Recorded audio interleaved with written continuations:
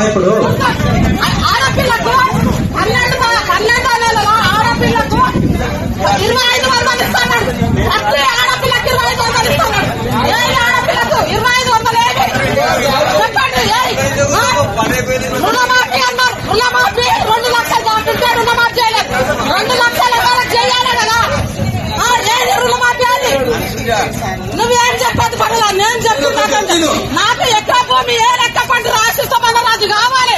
ఒకడేమంటారు రుణమాఫీ అయినా తెల్లా చెప్తా మీరు సంగతాటని మాట్లాడతారు ఒకరు. అంటే మీ రాజకీయం మీదేనా? మాది ఏం మాట్లాడలేక మేము వేయలేము. ఆ ఓటు అన్ని రకాల అర్హత ఉన్నది. నువ్వు మాట్లాడు, కానీ కాకపోతే నువ్వు మాట్లాడిన దానికి సమాధానం చెప్పేటంత పూర్తి అధికారులు ఎవరు లేరు. అవి మాట్లాడడం అంటే నువ్వు వాడికి స్పీకర్ దగ్గరికన్నా పోయి మాట్లాడడం, ఏడికన్నా పోయి మాట్లాడడం, దాని గురించి అడుగుదాం. ఇప్పుడు ఈ మీటింగ్ వచ్చిందా?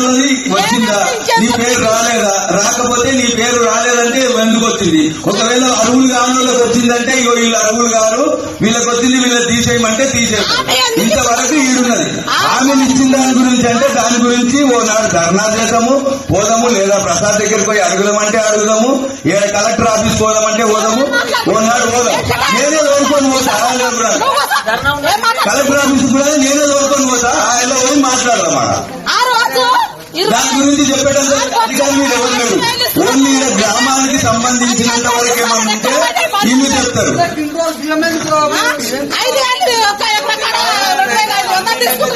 ఒక ఎకరా 2500 అంటే మన ఒక్కూరికే తీసుకుంటున్నాడంటే మనం దేశమంతా కాబట్టి మనం కూడా ఒకనాడు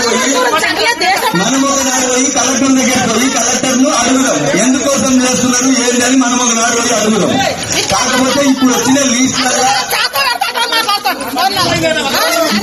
లీస్టులలో ఏమన్నా అవకతవకలు ఉంటే ఆ దాన్ని చెప్తే అది సరి చేస్తారు. ఎవరికైనా రాని వాళ్ళు ఉంటే కూడా దానికి అప్లికేషన్ పెట్టుకోవచ్చు. అది రాకపోతే అర్హులే ఉంది రాలేదంటే ఎందుకు రాలేదని మమ్మల్ని అడగవచ్చు. రుణమాఫీ 2 లక్షలు దాటిన వాళ్ళకి ఎవరికి కాలేదు, నీకు కాలేదు, నాకు కూడా కాలేదు. 2 లక్షలు దాటిన వాళ్ళకి ఎవరికైనా అయ్యింది, నీకు కాలేదంటే ఎందుకు కాలేదో అడుగు. దానికి సమాధానం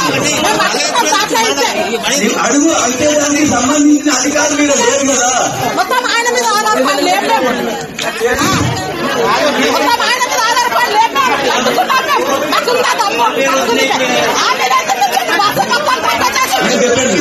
ఎవరికన్నా డబల్ పేర్లు వచ్చినా ఆ డబల్ పేర్లు వచ్చినా ఒకరు అర్హులు కాని వాళ్ళకు నేను చెప్పండి ఇంటిస్తున్నారు మైకిల్లో చెప్తున్నాను. అర్హులు కాని వాళ్ళు వచ్చినా డబల్ పేర్లు వచ్చినా అవి వీళ్ళు అర్హులు కావాలని చెప్తే వాళ్ళని తొలగించేస్తారు. ఇన్నే శాంతి మా సార్ వచ్చింది అది రాస్తుందికే. ఈసారి వచ్చింది రేషన్ కార్డు రాస్తుందికే. ఆమె వచ్చింది సెక్రటరీ అంటే విలేజ్ లో ఇంకేమన్నా అప్లికేషన్స్ ఉంటే తీసుకుంది. ఆమె వచ్చింది అగ్రికల్చర్ వాళ్ళు ఉన్నారు. ఎవరైనా తొలగించే ఉంటే ఆ లీస్టు తీసుకొని నువ్వు లీస్టు చదివి ఆ పేరు ఆపు, అది కాదు వాళ్ళు అరువులు కాదు అని చెప్పు. మీరు చదివిన దాంట్లో పని చేసిన వాళ్ళు ఎవరు లేరు. పని చేసిన వాళ్ళు సగం మంది పని చేసిన వాళ్ళు ఉన్నారు. పని చేయని వాళ్ళు సగం మంది ఉన్నారు. ఎవరు చేసిన పని చెప్పున్నారు. పని చేసిన వాళ్ళ పేరు రా, పని చేయని వాళ్ళ పేరు వస్తాయి. అమ్మాకున్నారు, అమ్మాకు చచ్చిపోయింది. అమ్మాకు పేరు చదువుతున్నారు.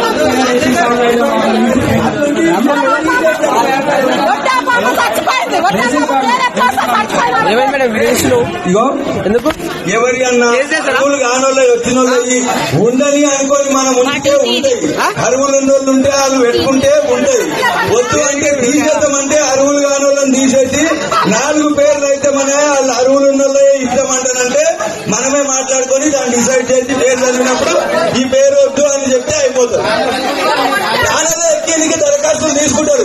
అది రాకపోయి వచ్చిన వాళ్ళు వస్తే అప్పుడు అడగొచ్చు. నేను అదే అంటున్నా. మరి వాళ్ళకి వచ్చింది వీళ్ళకి వచ్చింది రాజశేఖర్ చెప్తున్నాడు, అదే చెప్తున్నాడు.